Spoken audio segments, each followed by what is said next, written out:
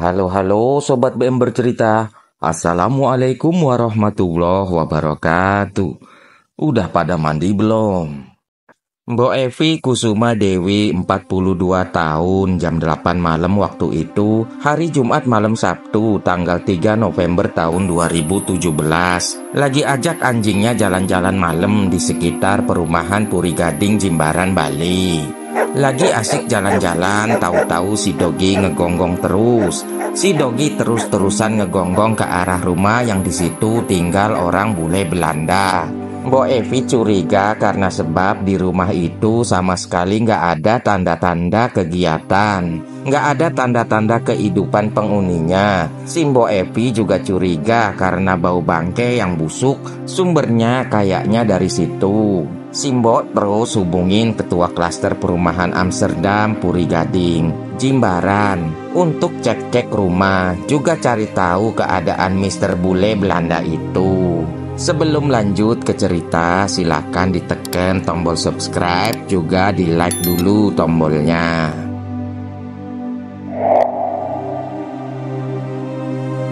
Nggak lama akhirnya di depan rumah si Mr. Bule udah rame orang bergerombol, termasuk kepala lingkungan Iwayan Mana, yang karena sebab kecurigaan kemungkinan ada apa-apa sama si Mr. Bule, akhirnya laporan ke kepolisian Polsek Kuta Selatan. Polisi yang dilaporin meluncur ke lokasi perumahan klaster Amsterdam. Terus, polisi sama saksi-saksi masuk ke dalam rumah si Mr. Bule. Sampai akhirnya, si Mr. Bule ditemuin di dalam kamar mandi. Udah nggak bernyawa, kondisinya ngenes, ngeri, laler sama ulet udah kerumunin mayat si Mister yang udah ngebusuk, yang warnanya udah hitam itu. Dikira-kira dari kondisi mayat si Mister, kemungkinan dia udah 3 hari meninggal. Di dalam kamar si Mister, Pak Pol ngeliat ada ceceran darah merah hemoglobin di lantai juga di kasur.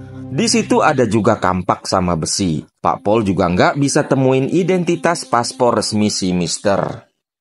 Robert Gilhood, 80 tahun, biasa dipanggil Robert. Dia ini pensiunan angkatan laut dari Nederland, negeri Belanda. Pensiunan tentara ganteng yang bodinya masih oke ini tinggal sendirian di perumahan Puri Gading Klaster Amsterdam di Badung, Bali.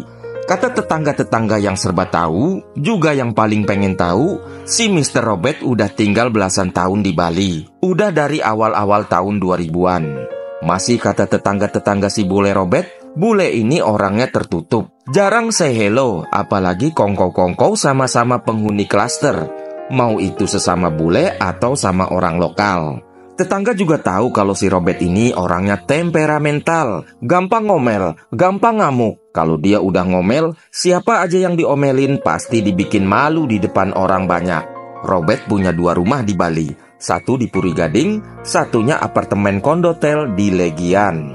Dia pakai 2 rumahnya, satu di Puri Gading buat olahraga fitness, nonton TV dari pagi, siang, sampai sore. Rumah satunya yang berupa kondotel di Legian dipakai buat istirahat malam. Robert juga punya 2 mobil. Mobil-mobil ini yang antar dia pakai supir pribadi buat kegiatannya bolak-balik dari Jimbaran ke Legian. Itu aja kegiatan hari-hari si Robert yang lagi enjoy di masa pensiunannya. Yang lagi manfaatin tabungan pensiunannya yang dulunya disimpan negara. Yang untungnya di Nederland, negaranya, uang pensiun gak dikorupsi kayak di negeri Konoha. Selain dikenal sebagai orang yang tertutup, juga jarang sekali bergaul, masih kata tetangga-tetangga, juga orang-orang yang emang udah tahu. Robert ini sering bawa laki-laki lokal masuk rumah, masuk kamarnya. Karena udah sering juga udah banyak yang tahu, orang-orang sekitar yakin kalau si Robert bule belok yang suka sesama alias LSL, alias laki suka lelaki. Walau si Robert bule nggak pernah bilang terus terang kalau dia itu emang belok. Winda Wilantara alias Willy 22 tahun dan Andika Budianto alias Andi 36 tahun. Dua-duanya perantauan dari luar Bali. Willy datang dari Tulang Bawang Lampung, kalau Andi dari Bogor. Dua-duanya gak sengaja ketemu di tengah perjalanan mereka ke Pulau Bali. Tujuan 2 orang itu buat kerja di Bali. Andi kerja jadi anak buah kapal atau ABK di Benoa. Kalau Willy, dia belum tahu mau kerja apa. Modalnya ke Bali cuma nekat sambil cari-cari kerjaan. Willy juga nggak tahu nanti harus tinggal di mana kalau udah sampai di Bali. Untungnya si Andi yang udah tinggal di Bali mau kasih si Willy buat ikut tinggal di kosannya di Denpasar Selatan. Singkat cerita, Andi sama Willy udah di Bali di kos-kosan. Kerjaan hari-hari si Willy cuma makan, tidur di kosan. Willy pernah sempet ikut lihat-lihat Andi di tempat kerjanya jadi ABK.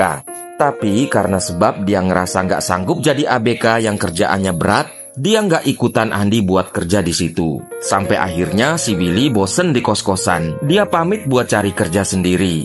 Willy sempat lontang-lantung di pantai Kute. Di situ dia cuma duduk-duduk, jalan dari ujung ke ujung pantai, tidur-tiduran di bawah pohon kelapa, sampai beberapa hari lamanya. Sampai akhirnya suatu hari ada seorang bule yang nyapa dia. "Hai, halo, kamu dari mana? Kamu bukan orang sini ya?" Sapa bule itu. "Kamu sudah lama di sini? Di mana kamu tinggal di Bali?" Willy kaget. Dia jawab pertanyaan-pertanyaan si bule di pantai itu. Mereka kenalan. Si bule yang namanya Robert Gilhood. Willy yang emang kebetulan agak good looking, lanjut ditawarin Robert buat kerja sama dia jadi supir. Tentu aja nggak pikir panjang lagi, Willy langsung terima ajakan si Robert. Singkat kata singkat cerita, si Willy udah jadi supir si bule. Jadi supir baru tentu Willy harus banyak belajar buat kasih layanan the best buat Tuan Mister, majikan baru bulenya. Utamanya si Willy harus paham, juga bisa handle sifat ngamukannya si Mister. Walau suka meledak-ledak ngamuknya, tapi si Robert cukup perhatian sama karyawan barunya. Di kondotel, Willy dikasih beberapa akses yang bisa dia nikmatin. Salah satunya dia bisa pakai kolam renang. Oh ya, selain tugas supirnya, Willy juga punya tugas lain. Tugas itu adalah mandiin Mr. Robert pagi atau sore. Willy yang udah dapat kerjaan baru juga masih kontak-kontakan telepon sama Andi. Sampai satu hari Willy izin sama si Robert buat bolehin Andi datang main-main ke kondo. Waktu Andi datang, Robert nggak keberatan. Dia sambut Andi baik-baik. Dia seneng-seneng aja waktu Andi datang. Karena kayaknya si Robert butuh teman lain buat diajak ngobrol-ngobrol. Atau juga buat hal-hal lain, pakai tanda kutip, hal-hal lainnya itu ya... Sempet setelahnya orang itu bertiga ngobrol ngalur ngidul sampai nggak terasa udah jam 1 pagi. Robert tentu aja ngantuk. Tapi sebelum tidur, Robert punya permintaan. Dia minta supaya totinya dipijit-pijit, dimainin dulu. Willy yang heran tentu aja tolak perintah dari bosnya. Tapi nggak sama Andi. Dia nggak keberatan buat nganu-nganuin anunya si Mr. Bule Robert. Tentu aja Andi harus take off all the clothes he wears. Andi harus polos. Dalam keadaan polos itulah Andi mulai pijit-pijit, nganu-nganuin anunya sampai selesai. Buat jasanya itu si Robert kasih uang 100.000 ke Andi. Besoknya semua jalan normal. Robert aktivitas di Puri Gading Jimbaran kayak biasanya. Diantar sama Willy si supir. Malamnya dia balik lagi ke kondotel di Legian. Dan kayak kemarin, Robert minta lagi dipijit-pijit anunya dianuin dalam keadaan bertiga polosan semua. Sampai si Robert tidur. Tapi malam itu, waktu Willy sama Andi ngobrol di teras, Willy bilang kalau dia ngerasa marah soal majikannya. Dia nggak suka sifat Robert yang gampang marah. Dia juga nggak suka soal permintaan Robert yang nggak sesuai sama prinsipnya.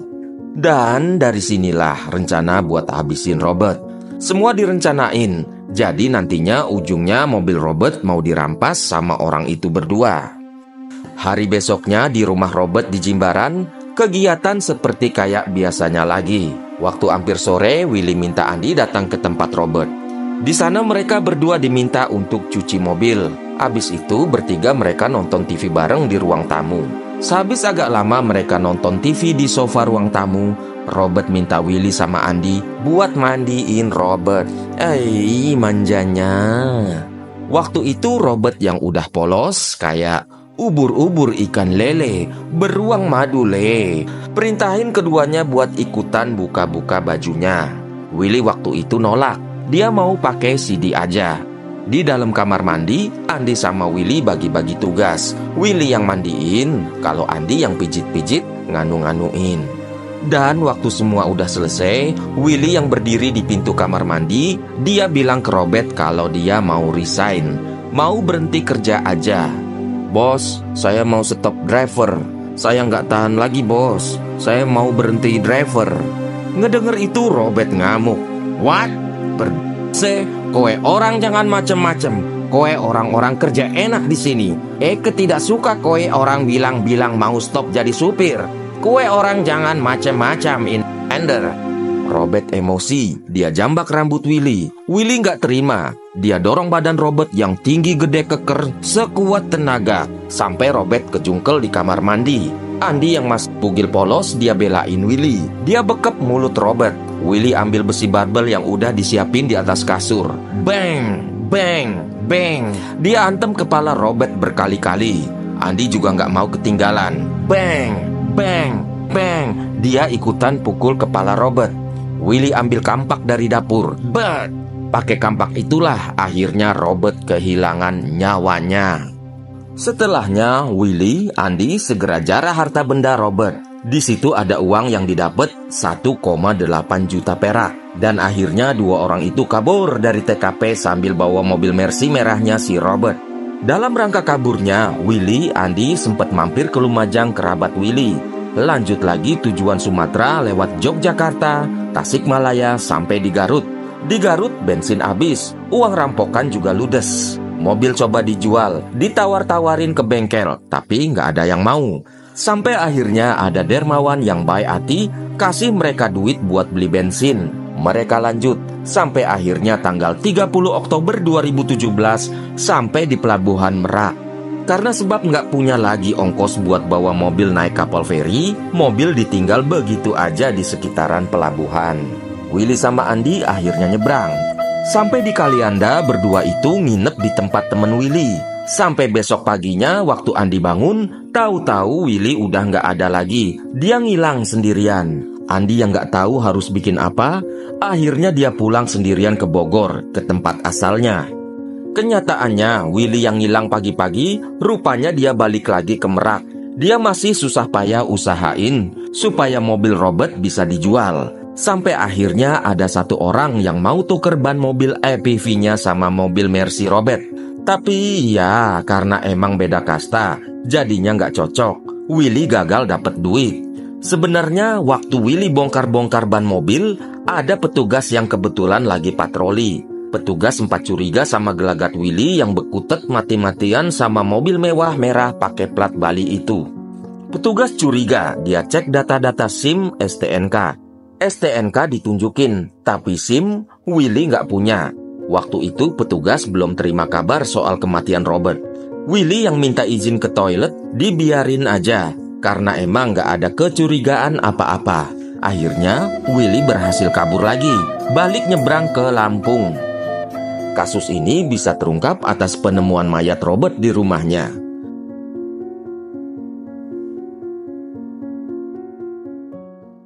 Singkatnya, Willy berhasil diringkus tanggal 7 November tahun 2017 karena kerjasama tim kepolisian yang juga cek-cek CCTV di area Pelabuhan Merak. Willy ditangkap di Tulang Bawang, Lampung. Andy ditangkap di Bogor, Jawa Barat. Dua-duanya dijerat pasal pembunuhan berencana. Ancamannya hukuman mati. Dan di tanggal 24 Mei 2018, Pengadilan Negeri Denpasar akhirnya menjatuhkan hukuman penjara 15 tahun buat dua orang, Willy juga Andy. Terima kasih yang sudah simak video ini sampai akhir. Have a nice day and bye-bye. Yo, mandi.